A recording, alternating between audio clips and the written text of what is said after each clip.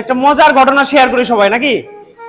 দেখেন এই যেটা বলতেছিলাম, একবার এক রাজা তার রাজ্যে ঢুকতেছে, একটা বানর রাজারে ফুল দিতেছে। রাজা ফুল নেয় নাই, ভিতরে ঢুকে গেছে।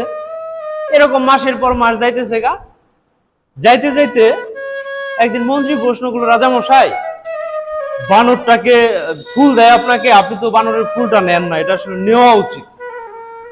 আপনার কি মনে হয় নেওয়া উচিত না? এটা বানর দিচ্ছে তো নিতে চাইব, নেওয়ার জন্য সবাই সুপারিশ করতেছে, এটা মানবতা। তো কি করলো রাজা, পরের দিন বললো ঠিক আছে তাহলে দেখো।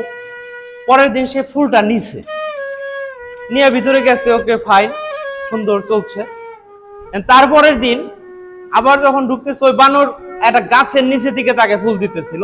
পরের দিন দেখা গেল যে তার যে রাজ্য, এই রাজ্যের যে গেট, এই গেটের উপরে বসে ফুল দিতেছে নিচে রাজা। ভালো, মানে 2 দিন যাইতে না যাইতেই বানর রাজ্যের মানে রাজার ওই চেয়ার যে থাকে তার পাশে চলে গেছে।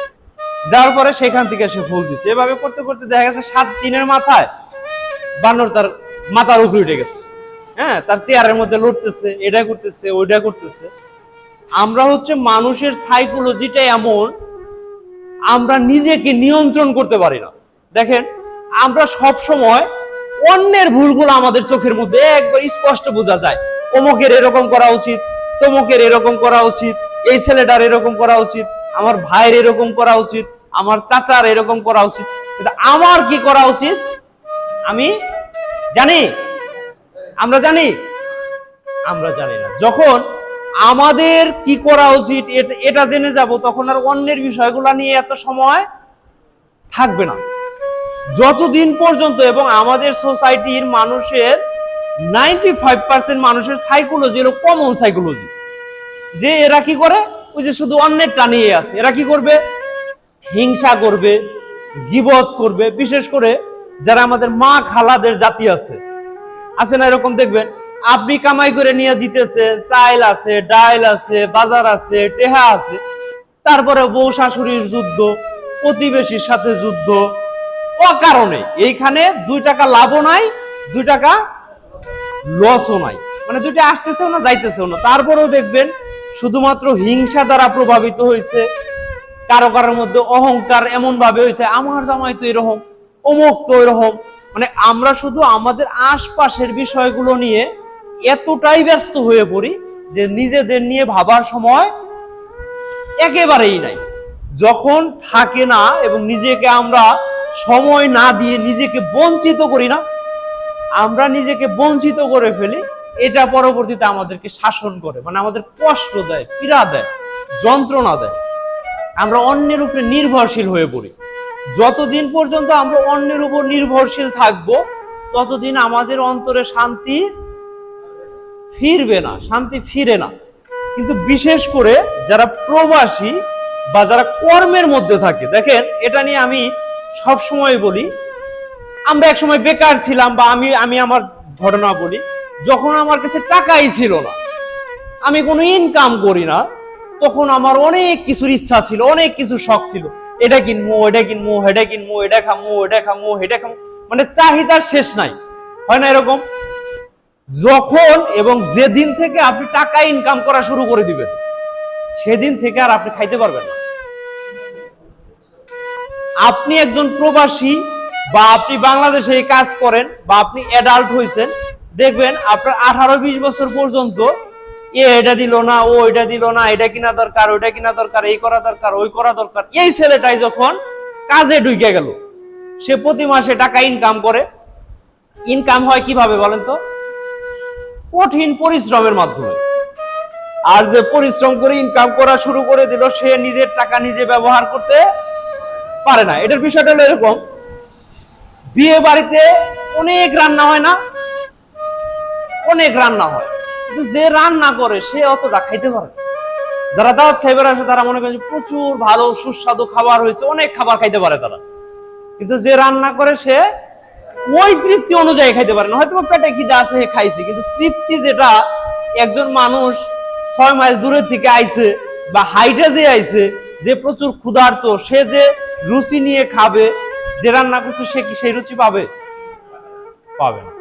আর আমরা যারা কর্মজীবী মানুষ, আমরা যখন ইনকাম করতে শুরু করে দেই, ইনকামটা অনেক কঠিন পথে আসে, আর আমাদের স্টার্টিং লাইফটা অনেক কঠিন। দেখবেন একটা অনার্স পাস ছেলে চাকরিতে ঢুকবে, তাকে বেতন দিবে 8-10 হাজার টাকা। এই টাকায় সে বললে বলে কাজে যাইতে যাবে না, এর সাথে পয়সাই ভালো আছে, এই কয়টা কাম আমি করবো। আর যে কাম, বাপ রে বাপ, মানে কাজ কইরে হাইরে অস্থির অবস্থা, কিন্তু বেতনের পরিমাণ অনেক কম। যার কারণে আমাদের স্টার্ট আপ লেভেলে মানুষ কাজে যাইতে চায় না, মানে অলস বা বেকারের সংখ্যা বেড়ে যাচ্ছে। এখন কোন মানুষ যদি এই কষ্টের জার্নি শুরু না করে, তাহলে কি তার উপরে ওঠার সুযোগ থাকবে? কোনোভাবে তৈরি হওয়ার সুযোগ আছে? এটাকে বলা হয় এরকম যে আমরা আল্লাহর কাছে চাই, আল্লাহ এটা দাও, বাড়ি দাও, গাড়ি দাও, এটা দাও, টাকা দাও, চাই না? কে চায় না? আছেন এরকম কেউ? সবাই চাই নাকি? এই যে আমরা সবাই চাই, কিন্তু আল্লাহ কি দেয়? যদি দিত, দেয় যতটুকু প্রয়োজন, কিন্তু আমার কি ওইটুকু পোষায়? পোষায় না। কিন্তু এখানের সাইকোলজিটা কিরকম দেখেন, আমি যে অনুপাতে চাই সেই অনুপাতে যদি আল্লাহ আমারে দিয়ে দিত, আমি ক্ষতিগ্রস্ত হইতাম। ঘটনা শুনবেন সবাই, কেন ক্ষতিগ্রস্ত হইতাম? একবার একজন মানুষ খুব বিপদগ্রস্ত এবং গরিব মানুষ, টাকা দরকার। আমরা তো আসলে মনে করি, আমরা এই যে এনে যত মানুষ আছি মনে করি, সবাই মনে করি যে টাকা হইলে আমাদের জীবনের সব সমস্যার সমাধান করা সম্ভব, মনে করি কিনা? আচ্ছা, সেও তাই মনে করতেছে, আল্লাহর কাছে চাইতেছে, আল্লাহ আমার দামি কিছু দাও, অনেক টাকা পয়সা দাও, মণি মুক্তা হীরা জহরত তেমন কিছু দাও, যা বিক্রি করে আমার জীবনে সব সমস্যা দূর করে ফেলতে পারে, আমি অনেক শান্তিতে থাকতে পারি। এরকম সবাই চায় না?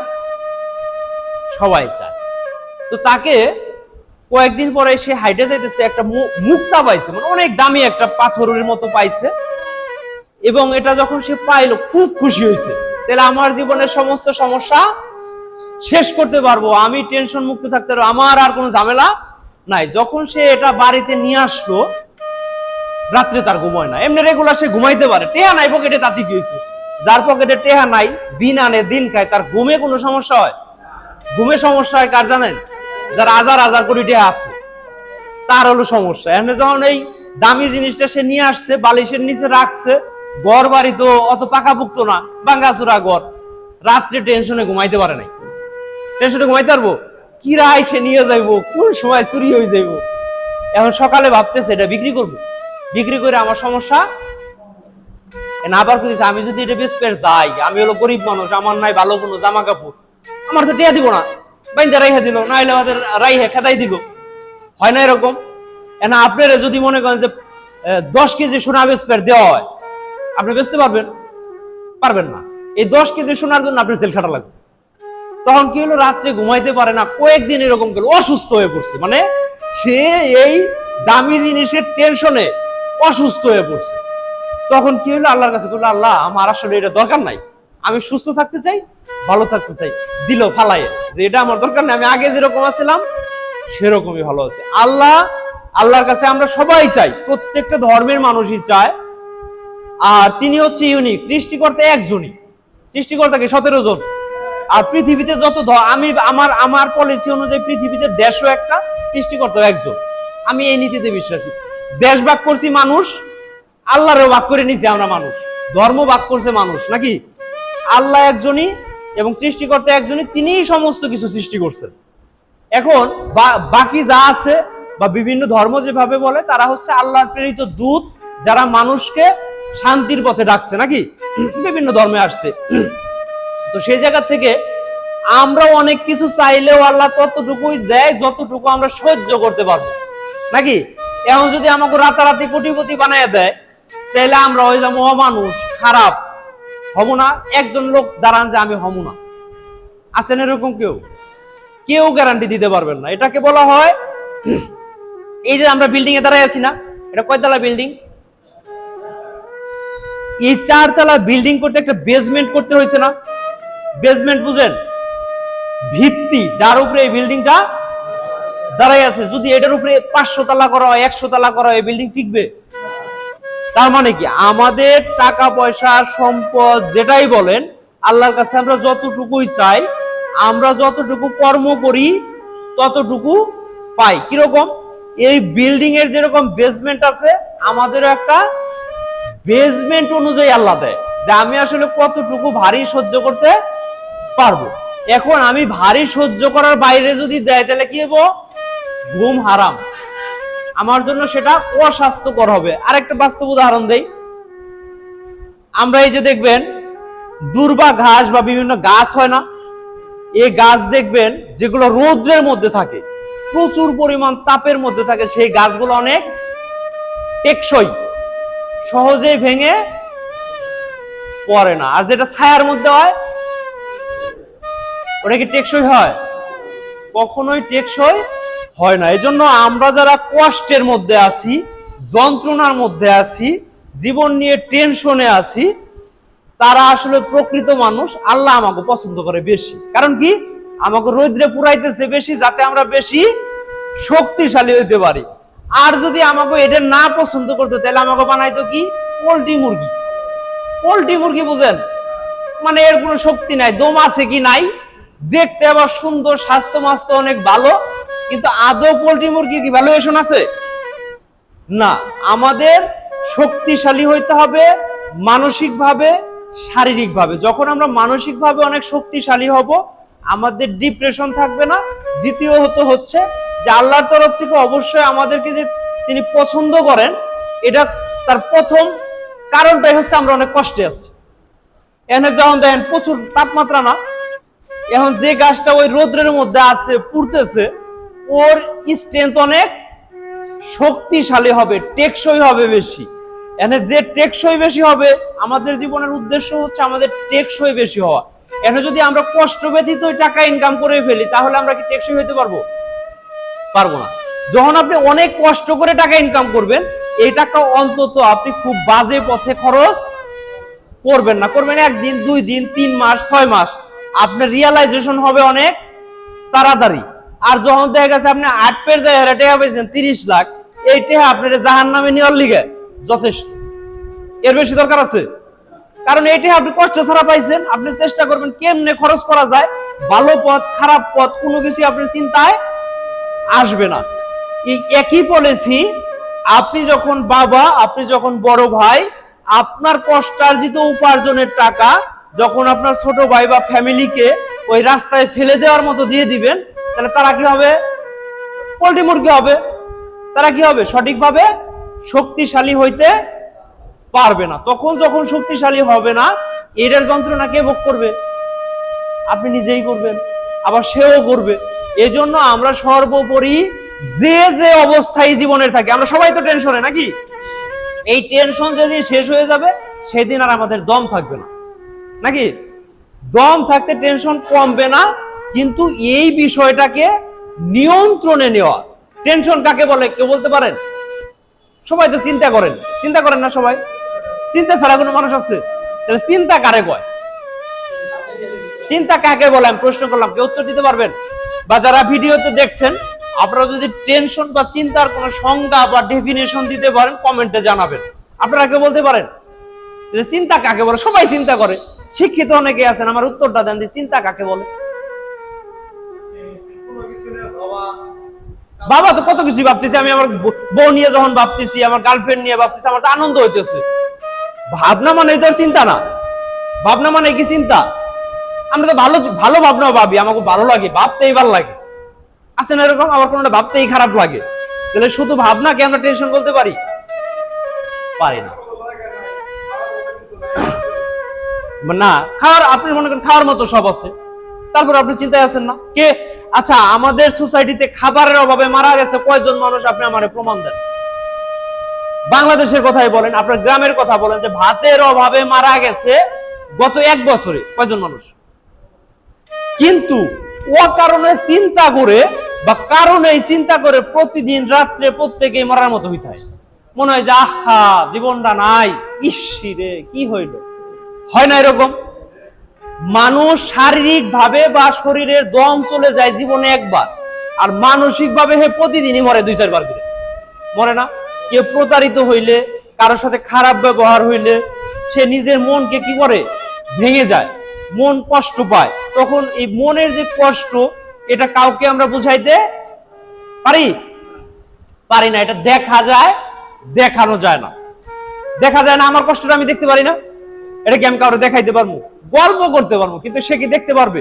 আর দেখতে পারলে আমি যে দৃষ্টিতে দেখছি সে কি সেই দৃষ্টিতে দেখতে পারবে? একই জিনিস দুইজন মানুষ দেখলে দুইটা দৃষ্টিভঙ্গি থেকে দেখে, তাই দেখে না? যে যেমন তার দৃষ্টিভঙ্গিও তেমন। এখন আমাদের উদ্দেশ্য কি? আমাদের দৃষ্টিভঙ্গি পরিবর্তন করা। আমরা শুধু নেগেটিভিটি নিয়ে যদি থাকি, আমরা আমাদের কর্মদক্ষতায় আগাইতে পারবো না। আমরা একটু পজিটিভলি চিন্তা করার চেষ্টা করবো, নাকি? টেনশনে সবাই থাকে, কষ্ট করে সবারই ইনকাম করতে হবে, কিন্তু সমস্যা হলো কি, আপনারা এমন একটা জায়গায় আসছেন যে এখন টাকা ইনকাম করতে পারবেন, কিন্তু খাইতে পারবেন না। খাওয়ার দিন কি শেষ। এক সময় মনে হয়েছে যে আপনার কাছে টাকা হইলে আপনি আইফোন কিনবেন, এখন আর কিনতে পারবেন না। এই জন্য সর্বোপরি আমরা যারা কর্মজীবী মানুষ আছি, আমরা আমাদের ইনকামের উপরে অনেকেরই কি রিজিকের ব্যবস্থা হয় না? আমাদের ফ্যামিলিতে 5 জন মানুষ থাকলে 5 জন মানুষের রিজিকের ব্যবস্থা কার মাধ্যমে হয়? আমার মাধ্যমে হয়, আপনার মাধ্যমে হয়। এখন দেখেন, যেহেতু আমার মাধ্যমে রিজিকের ব্যবস্থা হয়, তাহলে আমি কোনো পাপের মাধ্যমে যদি টাকা ইনকাম করি, আমার পাপের ভাগ কি কেউ নিবে? বউ নেয়, বাবা মা নেয়, ছেলে মেয়ে নেয়। সেই জন্য আমরা সর্বোপরি চেষ্টা করবো, আমি আমার লাইফে যেটা ফলো করার চেষ্টা করি, যে আমি একজন পুরুষ মানুষ, রাষ্ট্রীয় নিয়ম কানুন, সামাজিক নিয়ম কানুন অনুযায়ী আমার উপরে কয়েকজন মানুষের ওতপ্রোত ভাবে রিজিকের ব্যবস্থা আল্লাহ পাক করে দিয়েছেন, নাকি? তাহলে প্রথম অবস্থায় আমাকে ভালো থাকতে হবে। আমি যদি ভালো থাকি, তাহলে আমি আরো 5 জন মানুষকে, আমার আত্মীয় স্বজনকে, আমার পরিচিত মানুষকে ভালো রাখতে। কিন্তু আমি যদি ভালো না থাকি, আমি কাউকে ভালো রাখতে পারবো? আপনারা বলেন তো। আপনি যদি ভালো না থাকেন, তাহলে আরেকজনকে ভালো রাখতে পারবেন না। কিন্তু আপনি চেষ্টা করবেন, সমাজের প্রত্যেকটা মানুষই তাই করে, নিজের দম বাইরে দিছে, তারপরেও চেষ্টা করে আরেকজন মানুষকে ভালো রাখার। কিন্তু দিন শেষে সে নিজেও ভালো থাকতে পারে না, কাউকে ভালো রাখতেও পারে। আপনারা একটা প্রমাণ দিতে পারবেন? তাহলে আমরা যারা কর্মজীবী মানুষ আছি, আমাদের ফ্যামিলিতে অনেক ধরনের প্রবলেম হবে।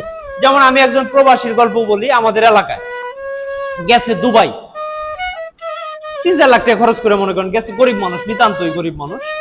যাওয়ার পরে তারা কাজ দিচ্ছে, আকামা হয়েছে, কাজ তার পছন্দ হয় না। তার অবজেকশন হলো, যে জায়গায় তারা থাকতে দিচ্ছে, এক রুমে 5-7 জন থাকা লাগে, যে জায়গায় টয়লেটে যায়, টয়লেটের অবস্থা ভালো না। তাহলে একজন প্রবাসী যদি এই ধরনের ক্লেম করে, সেটা যুক্তিসঙ্গত? একজন বুদ্ধিমান মানুষ যদি আবেগ দিয়ে না ভাবে, এটা কি কোনোভাবে যুক্তিসঙ্গত না। পরে ফ্যামিলিতে সে জানাইলো সে ভালো নাই, অমুক নাই, তমুক নাই।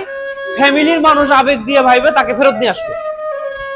3 মাসের মাথায় দেখা গেল ওই প্রবাসীর বউ চলে গেছে আরেকজনের হাতে। দেশে আসার পরে একটা বাচ্চা ছিল, তার ঘাড়ে পড়ছে, বউ চলে গেছে আরেকজনের হাতে।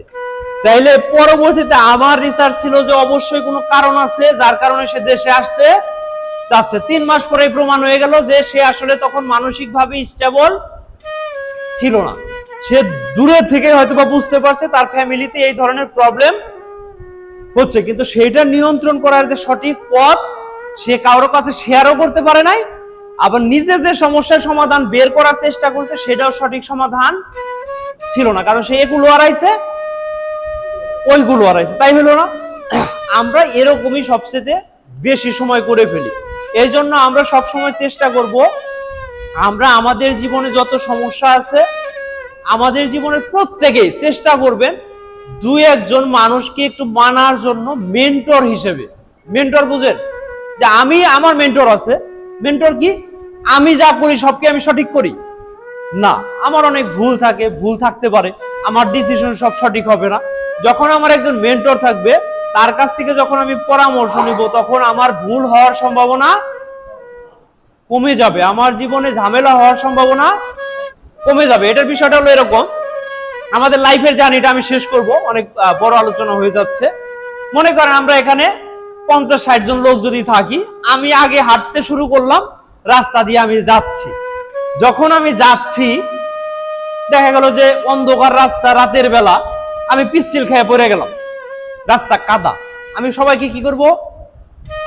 সতর্ক করব, ভাই এখানে কাদা আছে, সতর্ক ভাবে আসো, না হলে আইসো না, অবস্থা বুঝে সতর্ক করবো নাকি। এখন আপনি যদি জ্ঞানী মানুষ হন তাহলে কি করবেন?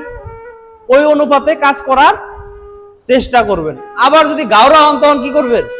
আপনি ওইটা যাওয়ার চেষ্টা করবেন। যখনই চেষ্টা করবেন তখন আপনি ক্ষতিগ্রস্ত হবেন, বিপদগ্রস্ত হবেন। আমাদের লাইফটা এইভাবেই চলতেছে।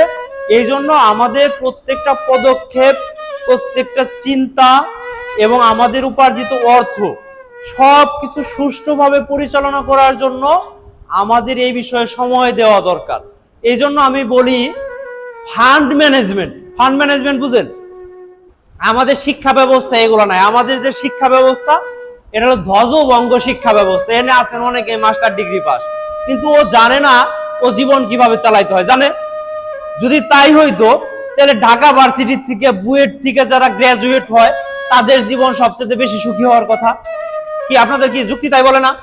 কিন্তু তাই কি হয় না? তার মানে কি বাস্তব জীবনের যে শিক্ষা, জীবনে শান্তিতে থাকার জন্য, ভালো থাকার জন্য যে রাস্তা বা যে সিস্টেম, ফান্ড ম্যানেজমেন্টের যে সিস্টেম, এগুলো আমাদের শিক্ষা ব্যবস্থার মধ্যে নাই। যার কারণে আজকে আমাদের শিক্ষিত জাতিও বিপদে, যারা শিক্ষিত না তারাও বিপদে। বরং শিক্ষিত জাতি বেশি বিপদে, যারা শিক্ষিত না তারা কম বিপদে, তারা ভালো আছে। যেই শিক্ষিত হয়ে গেল সেই বিপদে পড়ল। আমাদের শিক্ষা ব্যবস্থার আর মরার কল আমার যুক্তিতে। এই কলের মধ্যে যেই পড়বো সেই বিপদে পড়বো। আমি আমার বাস্তব উদাহরণ দিই। আমার দুইটা খালাতো ভাই 5 পাস 8 পাস করছে, বিভিন্ন কাজে চলে গেছে, বেতন পায় 25-30 হাজার টাকা। আবার এমনও আছে ভাই বিরাদার মাস্টার ডিগ্রি পাস, বাপের কাছ থেকে 20 টাকা করে প্রতিদিন নেয়, বিড়ি ফুকে, এনে যায় ওনে যায়। ওই বাপ মায়ও টেনশনে আছে, ওই ছেলেও টেনশনে আছে। আছে না? আপনার পাশে কি এরকম মিলে না? এর কারণ কি? কারণ হচ্ছে আমাদের শিক্ষা ব্যবস্থা বাস্তব নির্ভর না। আমাদের শিক্ষা ব্যবস্থা কি বাস্তব নির্ভর? যে একজন মানুষ ইন্টারমিডিয়েট পাস করলে সে বুঝবে যে আমার লাইফটা কি ইন্টারমিডিয়েট লেভেলে কাজ কাম করে চলার মতো একটা ব্যবস্থা তৈরি করে দিবে। এটা হলো প্রকৃত শিক্ষা ব্যবস্থা। কিন্তু আমরা কি করছি? দিন বইরা খালি মুখস্থ করছি, খাতায় যেয়ে লিখে দিছি IMA+। আমি সঠিকভাবে ইংরেজিতে বলতেও পারি না যে আমি GPA 5 কিভাবে পাইছি, কেন পাইছি, কোনো বিষয়ে আমার নলেজ নাই। তখন এই মানুষগুলো কি করতেছে? যে আমরা মনে করছি যে শিক্ষাই জাতির মেরুদণ্ড, যে আমাদের জাতির মেরুদণ্ড মনে হয় অনেক শক্তিশালী হচ্ছে। কোনোভাবেই হচ্ছে না। আমরা যত ডিজিটালাইজেশনের দিকে যাচ্ছি আমাদের মানবিক অবক্ষয় তত বেশি বাইরে যেতেছে। এক সময় দেখবেন আমাদের মধ্যে এত শিক্ষা ব্যবস্থা ছিল না, গ্রামে এত শিক্ষিত মানুষ ছিল না, কিন্তু মানুষের প্রয়োজনে মানুষ পাশে দাঁড়াইছে, মানুষের পাশে মানুষকে ভালোবাসার মতো মানুষ ছিল। এখন আপনি রাত্রে শুয়ে শুয়ে চিন্তা করেন আপনাকে ভালোবাসার মানুষ কে আছে? একটা মানুষ খুঁজে পাইবেন না।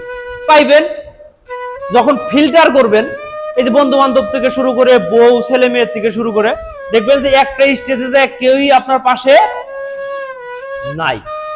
তাহলে এই যে অবক্ষয় হচ্ছে, কিন্তু এটা আসলে আমাদের শিক্ষা ব্যবস্থার মাধ্যমে বাড়ানোর কথা ছিল, কিন্তু আমরা কমায় ফেলতেছি। তো সর্বোপরি আমার এই আলোচনার মধ্যে যদি কোনো ভুল ভ্রান্তি থাকে আমাকে ক্ষমা সুন্দর দৃষ্টিতে দেখবেন। সেই সাথে আপনারা যেহেতু কর্মজীবী মানুষ, আমার তরফ থেকে সবার জন্য, যারা ভিডিওতে দেখছেন তাদের জন্য, সবার জন্য দোয়া থাকবে। আমরা যেন পজিটিভ থিঙ্কিং করতে পারি, পজিটিভ চিন্তা করতে পারি, আমাদের জীবনে ফান্ড ম্যানেজমেন্ট এবং ওভারঅল জীবনের বাস্তব নির্ভর হইতে পারি। নিজের রৌদ্রে পুড়তেছি দেখে যেন কখনো কষ্ট না পাই। নিজের রৌদ্রে পুড়তেছি মানে আমি দেশি মুরগির মতো শক্তিশালী, আমি পোল্ট্রি মুরগি হতে চাই না। দেখবেন যার বাবার কোটি কোটি টাকা আছে সেই মানুষটা কখনোই প্রকৃত মানুষের রূপান্তর হইতে পারে না। সে অন্যের কষ্টটা বুঝে না, বুঝবে না। কিভাবে বুঝবে? যে মানুষ, একজন মানুষ টাকার অভাবে 7 দিন না খাইয়াছিল, বিষয়টা বুঝেন, টাকা নাই, সমস্যা আছে, 7 দিন না খাই আছে, সেই মানুষটা অন্যের ক্ষুধার যন্ত্রণা যেভাবে বুঝবে, আর জীবনে যে ক্ষুধায় পড়েই নাই, খাওয়ার আগেই তার খাওন রেডি, সেই মানুষটা বুঝতে পারবে। এজন্য আল্লাহ পাক যাদেরকে পছন্দ করেন তাদেরকে বেশি কষ্ট দেন, এতে আমাদের মনক্ষুণ্ণ হওয়ার কোনো কারণ নাই। আমরা শুধু আল্লাহর সাথে একাত্মতা করি, তিনিই ভালো জানেন আমাদের জন্য কোনটা ভালো হবেন, কিন্তু আমাকে মনে হয় যে আমাকে এটা ভালো হইতো না, কিন্তু পরক্ষণেই মনে হবে যেটা আমাদের জন্য ভালো হবে। এবং এটা যদি আমরা অন্তর থেকে বিশ্বাস করতে পারি, আমাদের জীবনের ডিপ্রেশন 50% কমে যাবে। আমরা চেষ্টা করবো ইনশাল্লাহ, নাকি? তো সকলকে ধন্যবাদ, সকলেই ভালো থাকুন।